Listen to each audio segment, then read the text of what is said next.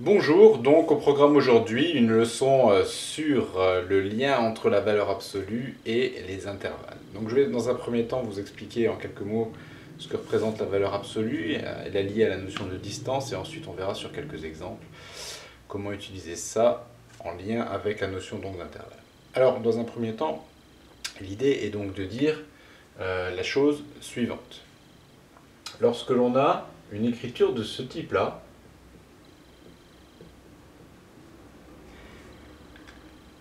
cette écriture se lit déjà d'abord, puisque c'est la première fois que vous voyez la notion de valeur absolue.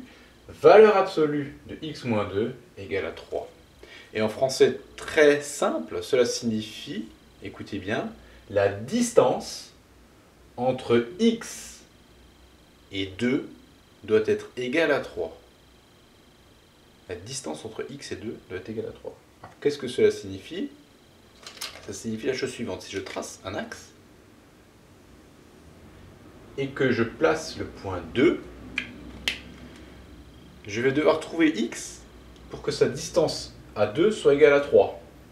Dit comme ça paraît beaucoup plus simple. Et donc la distance à 2 soit 3, donc on a d'une part ici 5, mais ce n'est pas la seule solution. Il y a aussi de l'autre côté un élément, moins 1, qui a la distance 3 de 2. Donc, ici on a deux solutions à cette équation mettant en jeu une valeur absolue qui sont moins 1 et 5. Maintenant, si je vais un petit peu plus loin, si ici je change, je vais mettre un inférieur ou égal. Comment est-ce que je vais lire à ce moment-là cette inéquation? De la même manière qu'avant, valeur absolue de x moins 2 est inférieure ou égal à 3, ce qui signifie que la distance cette fois-ci entre x et 2 doit être inférieure ou égale à 3. X doit être à une distance plus petite que 3 de 2. Ce qui donne, si on rejette un petit coup d'œil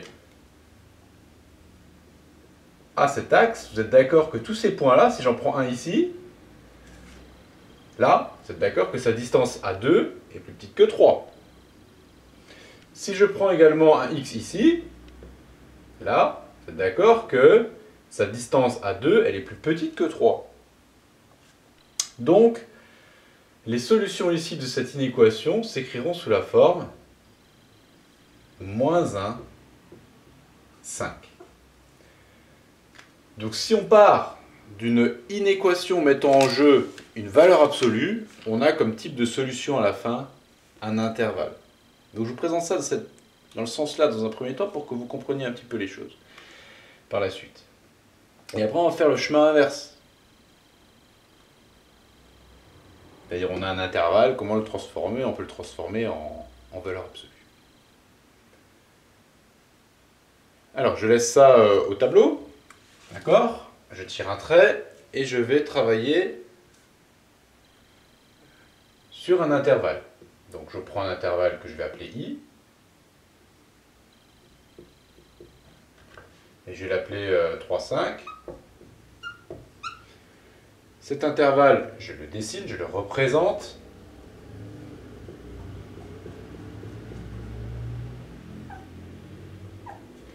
Et je me pose la question, comment est-ce que je peux transformer cet intervalle en une inéquation faisant intervenir une valeur absolue? Eh bien, si je me rappelle de ce que j'ai fait avant, j'avais un 2, j'avais cherché les éléments qui étaient à une distance de 3 de 2, ici en l'occurrence moins 1 et 5. Donc ici, je vais essayer de faire la même chose. On remarque que le 2 était au milieu ici de l'intervalle. Et bien, je vais faire la même chose. Je vais considérer ici le milieu de l'intervalle 3, 5. En l'occurrence, ce sera le réel 4. Et je vais dire que tous les x qui sont là-dedans, dans cet intervalle-là, tous ces x sont comment par rapport à 4? Eh bien, ils sont situés à une distance plus petite que 1. La distance de x à 4, dans ce cas-là, ben cette distance, elle est plus petite que 1.